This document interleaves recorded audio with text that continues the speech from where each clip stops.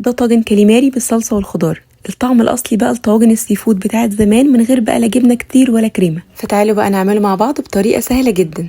اول حاجه الكاليماري يا اما تجيبوه جاهز متقطع او تجيبوه وتنضفوه، وهكتب لكم تحت في الكابشن طريقه تنظيفه بالظبط. وفي اي طاسه بقى غويطه او حله نشوح بقى بصلايه كبيره مبشوره لحد ما تصفر، وبعدين بقى ننزل بالكاليماري ونشوحه معاها شويه لحد ما نحس ان الكاليماري نشف كده ومسك نفسه زي في الفيديو كده بالظبط. احنا مش عايزينه يستوي لانه هيكمل سواه في الفرن. دقيقتين كده ونضيف فلفل متقطع شرايح، انا حطيت هنا فلفل اخضر والوان، ممكن تضيفوا اي نوع عندكم موجود، وممكن تزودوا جزر برضو لو حابين.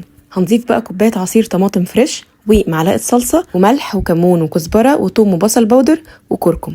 هندي بقى كل الكلام ده كده تقلبتين لمده دقيقتين من غير ما نغطي عليه ولا اي حاجه. هنجيب بقى الطاجن بتاعنا ونحط فيه الكاليماري مع الخضار، نغطيه بورق فويل بقى وندخله الفرن على درجه حراره 200 من 20 ل 25 دقيقه. اول ربع ساعه بتكون بالفويل، وبعدين بقى بنشيل الفويل ونسيبه كده في الفرن لحد ما الوش يحمر.